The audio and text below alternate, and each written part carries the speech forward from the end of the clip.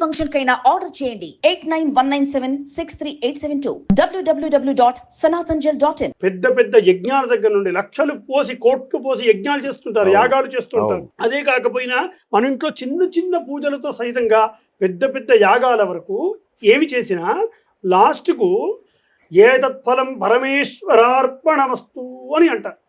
అంటే ఏమిటి? నేను చేస్తున్న ఫలమంతా, నాకు వచ్చిన ఫలమంతా నీకే మళ్ళీ. ఎంత పెద్ద యాగం చెయ్యని ఏతత్ఫలం పరమేశ్వరార్పణమస్తు ఏతత్ఫలం శ్రీకృష్ణార్పణమస్తు అని అంటారు. అంటే నేను ఫలం సంపాదించుకుంది మళ్ళీ నీకే ఇచ్చేస్తున్నా. ఎందుకు? నాకెందుకు? నన్ను రక్షించేవాడు నీవు కదా, నీకు కావాలి అది, నాకు అవసరం లేదు. నీకు కావాలి ఆ ఫలం, కాబట్టి నీ దగ్గరే ఉంచుకో. నన్ను సంరక్షించేవాడివి నీవు ఉండగా నాకెందుకండి మళ్ళీ ఫలాలు? నీవు చెప్తున్నది కదా నేను చేస్తున్నది. ఇంతటి త్యాగ బుద్ధి, త్యాగశీలత నా హైందవ ధర్మ మూలం. నాకు వచ్చిన ఫలం కూడా నీకే అర్పణ చేస్తా, అది నా హైందవ ధర్మ మూలం. ఆ రకంగా హైందవ ధర్మం ఉంటుంది. నాకింత యోగ్యత, నన్ను ఇంతగా చూసావంటే, నన్ను ఇంతగా పోషించకపోతే నేను ఇంత యోగ్యున్నయ్యేవాడినా? నాకింత భార్య కలిగేదా? నాకింత పిల్లలు కలిగేవారా? నీవంటూ సంరక్షించకపోతే నేనేవాడిని? నీవంటూ ప్రసాదం ఇవ్వకపోతే నేను తినేవాడినా? తినగలిగే శక్తి ఇచ్చింది నీవే, దాన్ని జీర్ణించుకునే శక్తి ఇచ్చింది నీవే. కొంతమంది నిద్రపట్టక తిరుగుతున్నారు, నాకు సుఖంగా నిద్రించే శక్తిని ఇస్తున్నావు, అది నీవిచ్చింది కదా. ఇది కృతజ్ఞత, హైందవ ధర్మంలోని ఆంతర్యం. సూపర్. నా కుమారుడు కూతురికి నేను ఇంత యోగ్యుడిని వివాహం చేయగలుగుతున్నానంటే వాళ్ళని ఇప్పటి వరకు పోషించింది నీవు కాదా? నీవు పోషించకపోతే వాళ్ళకు స్థితి ఎక్కడిది? ఇది హైందవ ధర్మము యొక్క మూలం, కృతజ్ఞత, శరణాగతి. నీవు లేకపోతే నేనెక్కడున్నాను, నాకు ఐడెంటిటీ ఎక్కడిది అనేది హైందవ ధర్మ మూలం. రైట్. అందుకే శరణాగతి ఎంతగా ఉంటుందంటే, మీరు చూడండి, వివాహంలో కుమారుడికి కానీ కూతురికి కానీ వివాహం చేస్తున్నప్పుడు సాక్షాత్ మహావిష్ణు స్వరూపాయ వరాయ, సాక్షాత్ మహాలక్ష్మీ స్వరూపిణీం నామ్నీం కన్యాం అని. అంటే నేను నీకే వివాహం చేస్తున్నాను, నీ వివాహాన్ని ఆచరిస్తున్నాను, నా కుమారుడికి కూతురికి కాదు, నీకే చేస్తున్నాను అనేటువంటి కృతజ్ఞతతో చేస్తారు, ఆ శరణాగతితో చేస్తారు. బిడ్డ పుడితే ఇంట్లో ఆ బిడ్డను పట్టుకొని రామచంద్రమూర్తిలా ఉన్నాడు రా, అవునా? అంటే నిన్నే చూస్తున్నా నేను, రామచంద్రమూర్తిలా ఉన్నాడు రా, శివయ్యే వచ్చాడు రా నీ ఇంటికి. ఇది నా ధర్మం, కృతజ్ఞత, శరణాగతి. నిన్నే చూస్తాను, అందుకే నీ పేర్లే పెడతా, శివయ్య, కృష్ణ, రామ అని నీ పేర్లే పెడతాను. అది నా హైందవ ధర్మ మూలం, కృతజ్ఞత, శరణాగతి. ఇవన్నీ నీవు కాదు, నీవు ఇవ్వకపోతే నాకెక్కడిది? నీవంటూ నన్ను పరిరక్షించకపోతే నేనెవరిని, నాకెక్కడుంది ఐడెంటిటీ? ఓకే. కాబట్టి ఇలాంటిది, ఇలా నీవు పరిరక్షిస్తుండడం వల్ల నేను ఇంత యోగ్యున్నయ్యాను. కాబట్టి నీకేం చేయాలి? నేను కృతజ్ఞతగా నిన్ను వేడడం తప్ప, నిన్ను ఆరాధించడం తప్ప నేనేం చెయ్యాలి? నాకు శక్తినిచ్చావు, నేను యజ్ఞ రూపంగా ఆరాధిస్తా. నేను చేసే యజ్ఞము ఏదైతే మీరు ఇందాక అడిగారో, యజ్ఞం కావాలి, నాకు ఒక వివాహం కావాలి, వివాహం కోసం నేను వెళ్తున్నాను, నా కుమార్తె వివాహం కోసం వెళ్తున్నాను. వెళ్ళేటువంటి దారివి నీవే చూపిస్తావు, ఆ శక్తిని కూడా నీవే ప్రసాదిస్తున్నావు. కాబట్టి అన్ని ప్రసాదిస్తున్నందుకు కృతజ్ఞతగా నేను భగవంతుని ఆరాధిస్తున్నాను. నేను నిన్ను ఆరాధించడం తప్ప ఏం చెయ్యాలి? నాకు శక్తినిచ్చావు, నేను యజ్ఞ రూపంగా ఆరాధిస్తున్నా. ఇంకొకరికి ఇంకో రకంగా శక్తినిచ్చావు, వాడు అభిషేకంగా ఆరాధిస్తున్నాడు.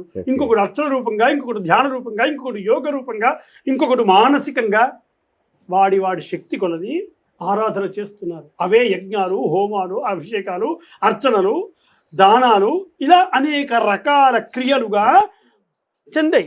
సరే, అంత బాగానే ఉంది. మరి మంత్రాల పని ఏంటి? అదేనండి, మంత్రాలే ఇలాంటి కామ్యాలను అనుగ్రహించేవి. ఈ కామ్యాలు ఏ ప్రతిపాదితమై ఉన్నాయి? ఇలాంటి కామ్యాలన్నీ కూడా ఎవరి శక్తి కొలది వారు ఆచరిస్తున్నారు కదా. ఆయా శక్తులను బట్టి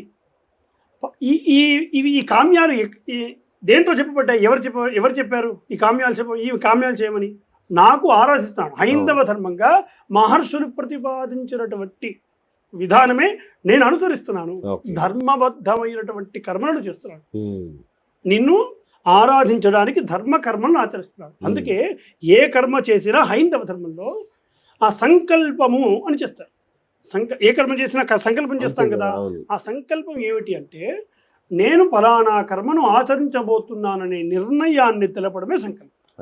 సమ్యక్ కల్ప ఇది సంకల్ప అని అర్థం. అంటే నేను ఈ కర్మ చేయబోతున్నాను అని నిర్ణయాన్ని ప్రమాణాన్ని తెలపడం. ఉమ్, అలాంటి సంకల్పము ఖచ్చితంగా చేసే ఆ కర్మలను చేస్తాం.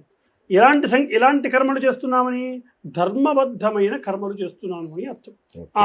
అక్కడ సంకల్పం చేస్తాం. ధర్మబద్ధమైన కర్మలు అంటే ఏమిటి? వేదో అఖిల మూలం ధర్మ అని శాస్త్రం. ఉమ్, అంటే వేదాలన్నీ కూడా చెప్పేదేమిటి? ధర్మ అని చెప్తాయి. ఉమ్, వేదం అఖిల మూలం ధర్మ.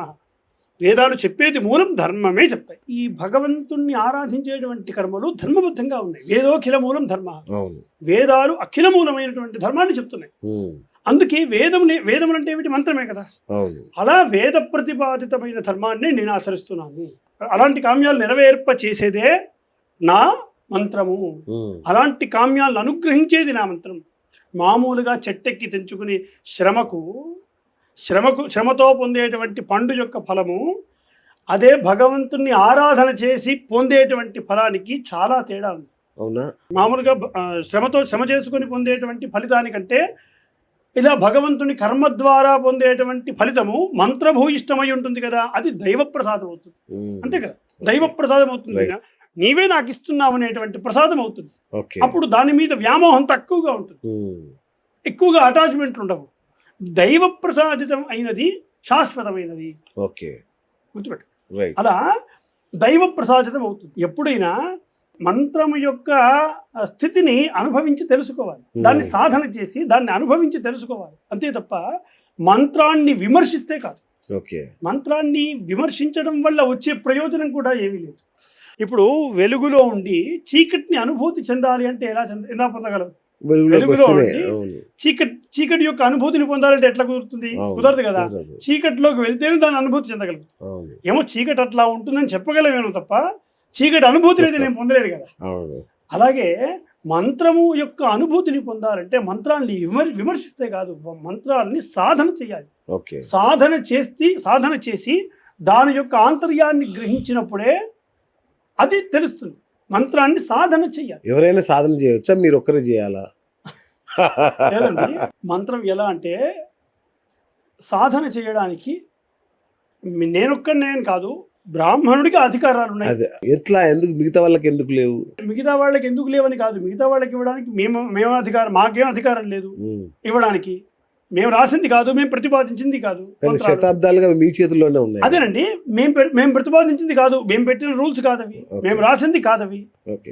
మేము రాసింది కాదు, మేము ప్రతిపాదించింది కాదు, ఆ సూత్రాలు కూడా మేము పెట్టింది కాదు. నాకేం అధికారం ఉంది పక్కవాడికి ఇవ్వడానికి కదా. కానీ మేము అనుసరిస్తూ వస్తున్నాం.